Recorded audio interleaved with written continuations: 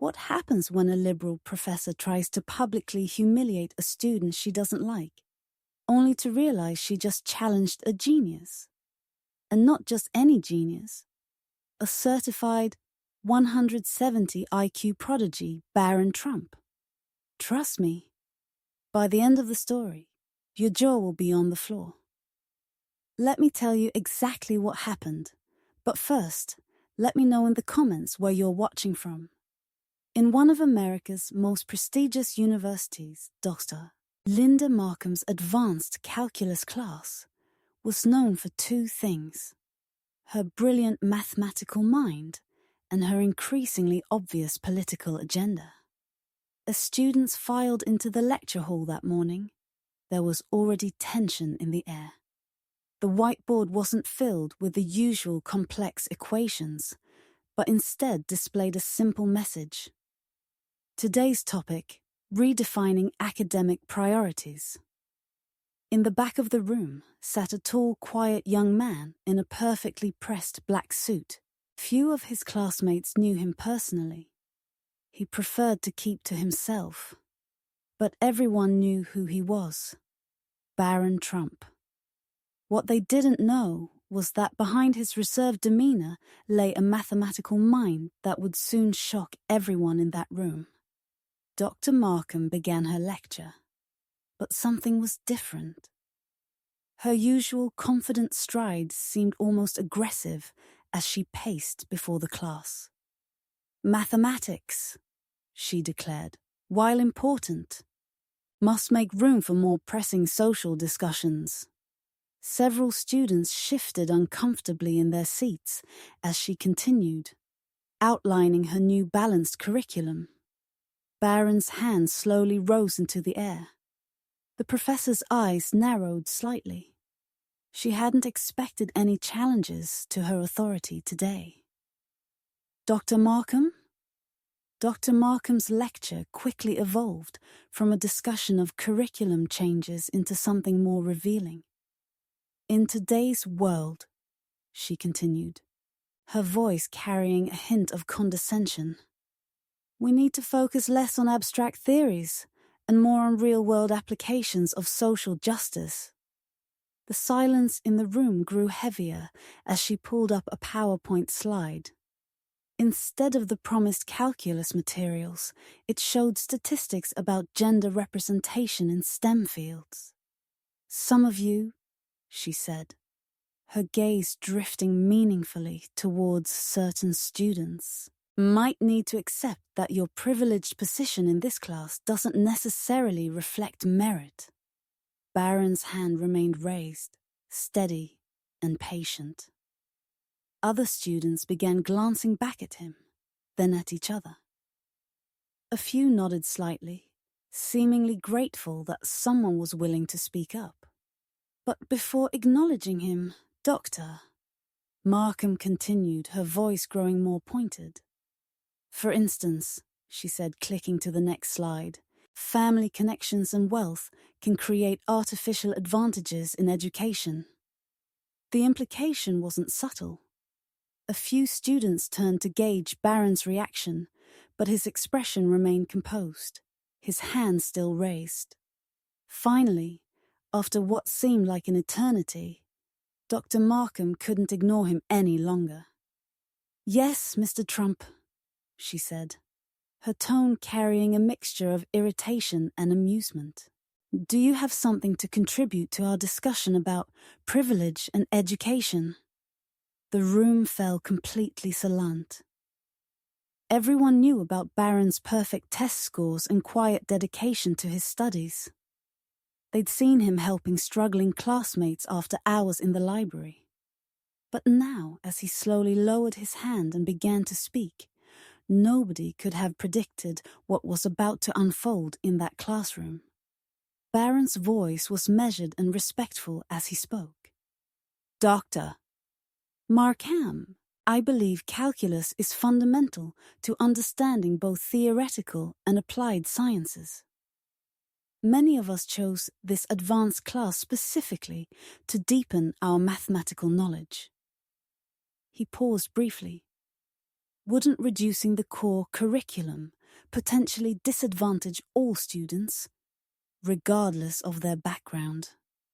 Several students nodded in agreement, but Dr. Markham's expression hardened.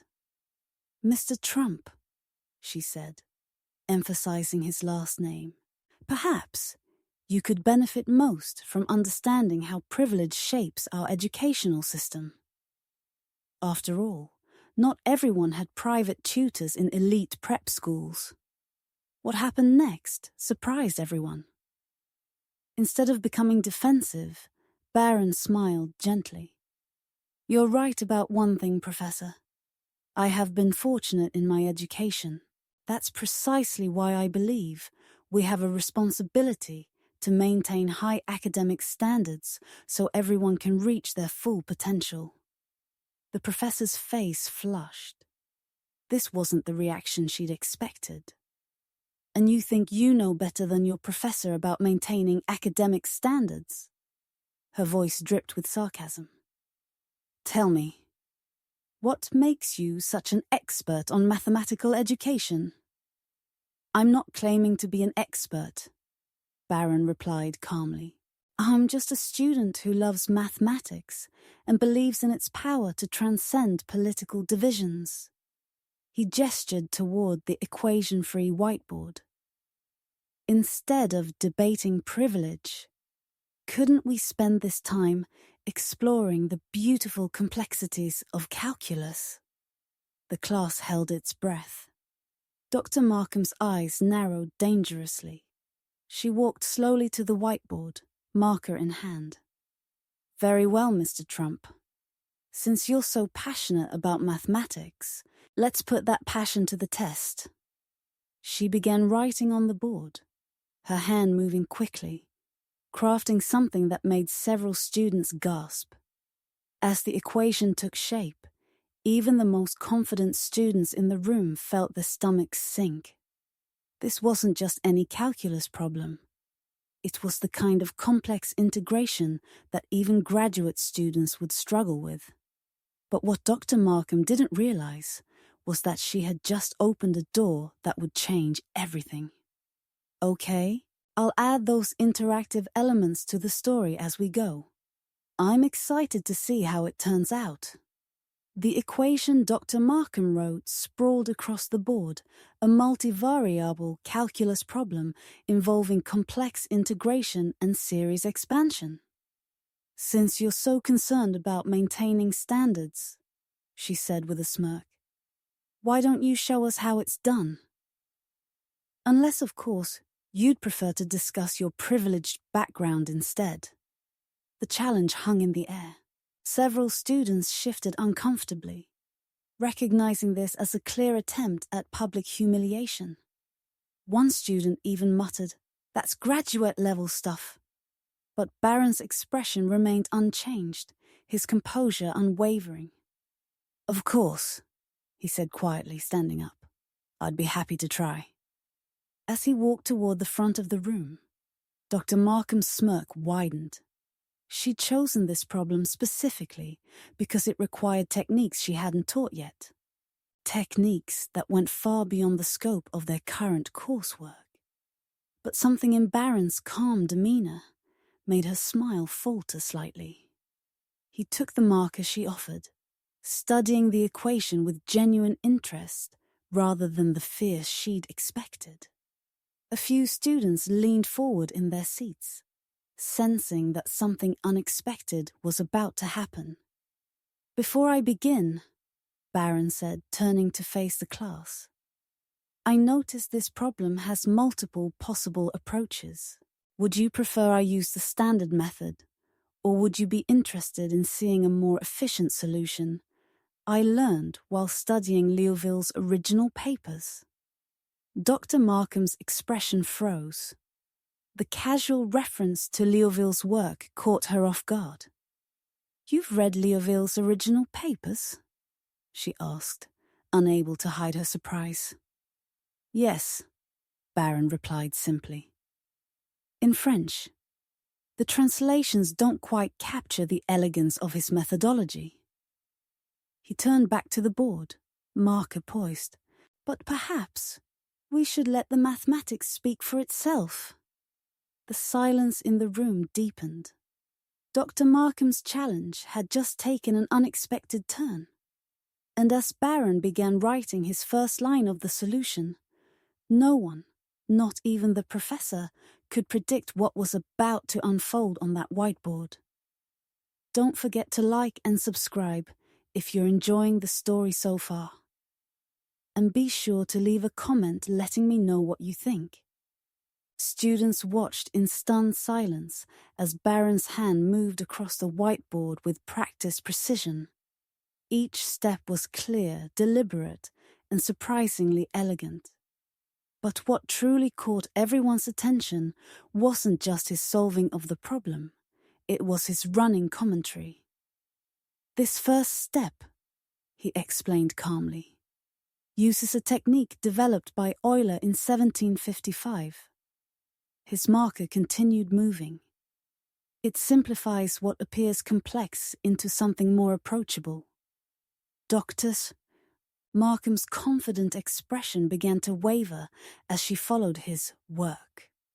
Between steps, Barron would pause briefly, ensuring the entire class could follow his logic. It wasn't just about solving the problem, he was teaching it. Several students had pulled out their phones, recording his explanation.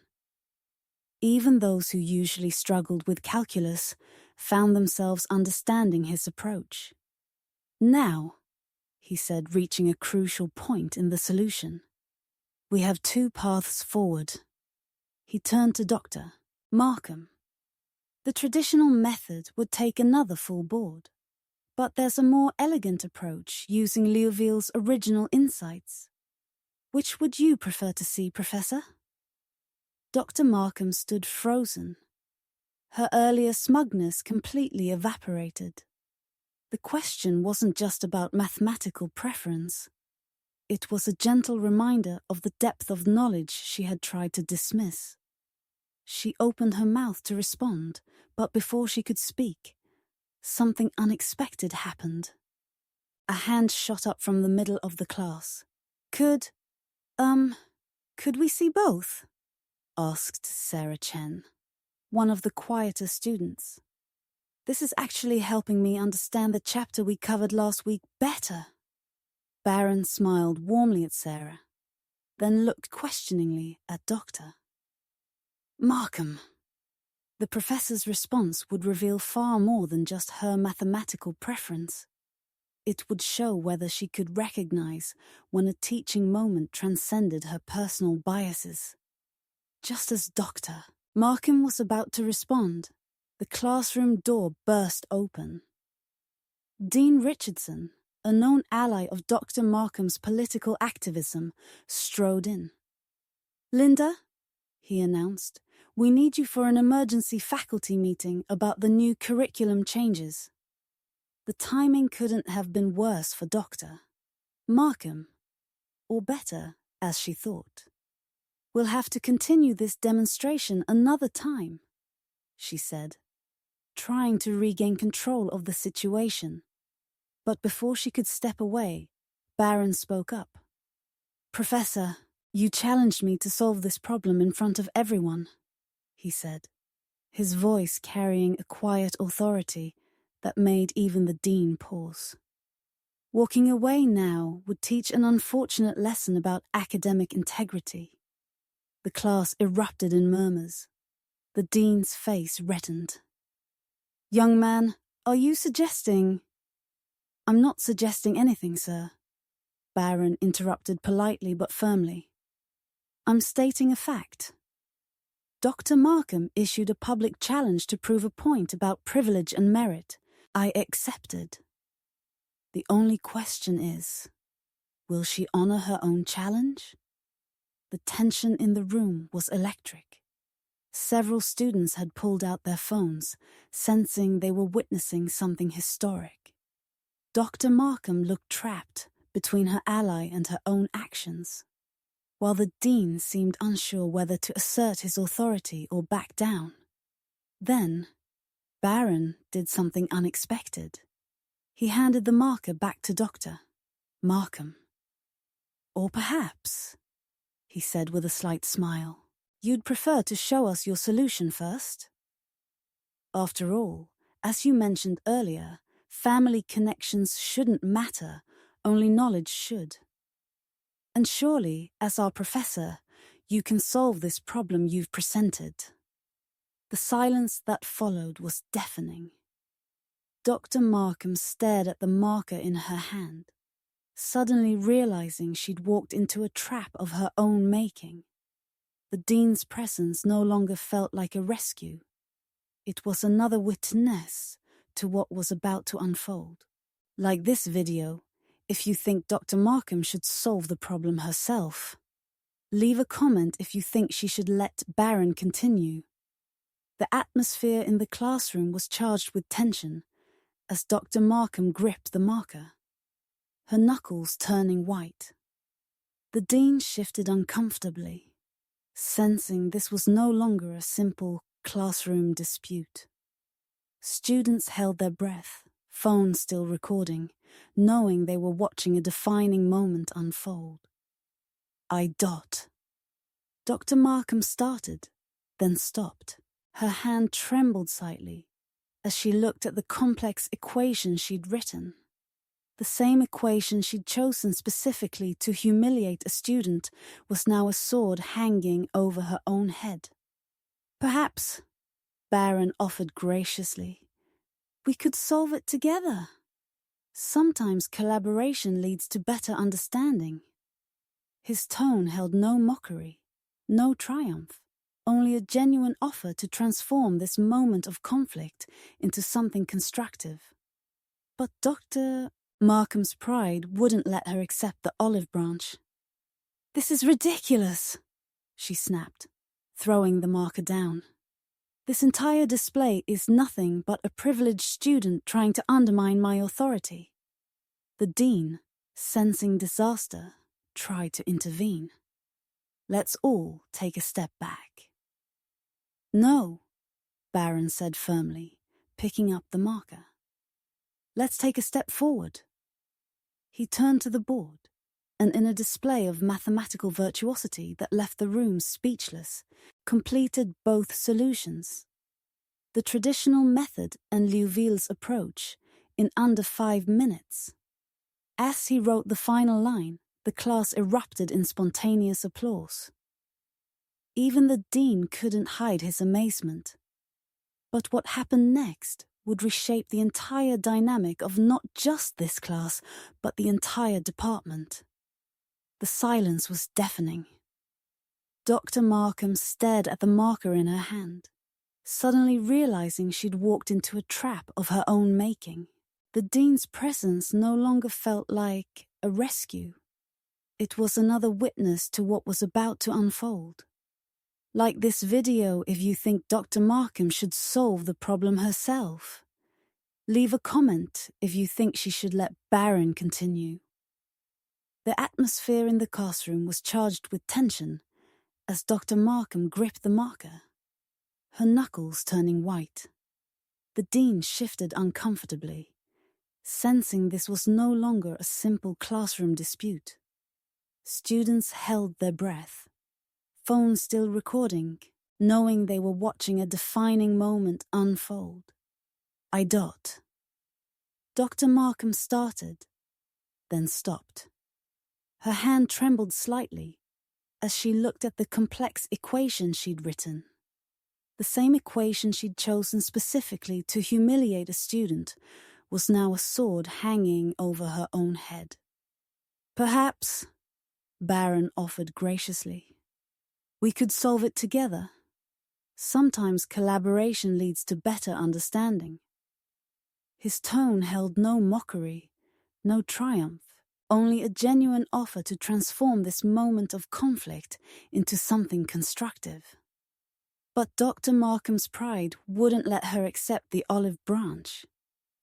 This is ridiculous, she snapped, throwing the marker down. This entire display is nothing but a privileged student trying to undermine my authority. The dean, sensing disaster, tried to intervene. Let's all take a step back. No, Barron said firmly, picking up the marker. Let's take a step forward. He turned to the board and, in a display of mathematical virtuosity that left the room speechless, completed both solutions, the traditional method and Liouville's approach, in under 5 minutes. As he wrote the final line, the class erupted in spontaneous applause. Even the dean couldn't hide his amazement. But what happened next would reshape the entire dynamic of not just this class, but the entire department. Barron turned away from the board, facing both Dr. Markham and the dean. The beauty of mathematics, he said, is that it doesn't care about our politics, our backgrounds, or our biases. It only cares about truth. He gestured to his solutions. These equations tell us something important, not just about calculus, but about learning itself. When we let our preconceptions cloud our judgment, we miss opportunities to grow. The dean cleared his throat. Mr. Trump, while your mathematical abilities are impressive, you must understand that. But a voice rang out from the back of the classroom. It was Michael Chen, a scholarship student who rarely spoke up. That we should learn less math because of someone's political agenda? Other students began standing up. I came here to learn calculus, another called out, not to be lectured about my supposed privileges. Dr. Markham's carefully constructed classroom control was unraveling. But instead of letting her face further humiliation, Barron did something remarkable. Professor, he said, loud enough to quiet the growing dissent, your mathematical knowledge is extensive. I've learned a lot from your technical lectures. Perhaps we could focus on that. I'd be happy to assist other students after class, combining your theoretical expertise with practical problem solving. The offer hung in the air. A chance for Dr. Markham to save face while actually improving the class. The dean watched intently, realizing this moment could either explode into a PR nightmare or transform into something surprisingly positive. Dr. Markham looked at Barron, then at her students, really looked at them. Perhaps for the first time what she saw in their faces would force her to make a decision that would change everything. Dr. Markham's voice was barely audible when she finally spoke.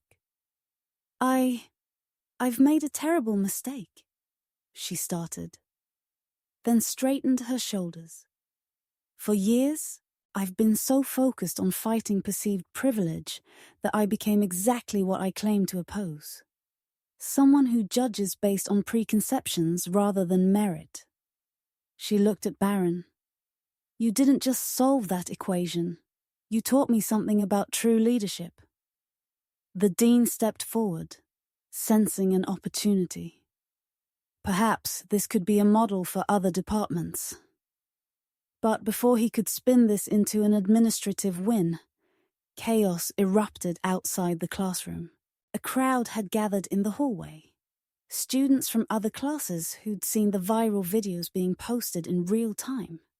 Some were holding signs hastily made with notebook paper. Teach math, not politics. And merit over bias. The situation was about to spiral out of control. But once again, Barron stepped up, walking to the door. He addressed the growing crowd.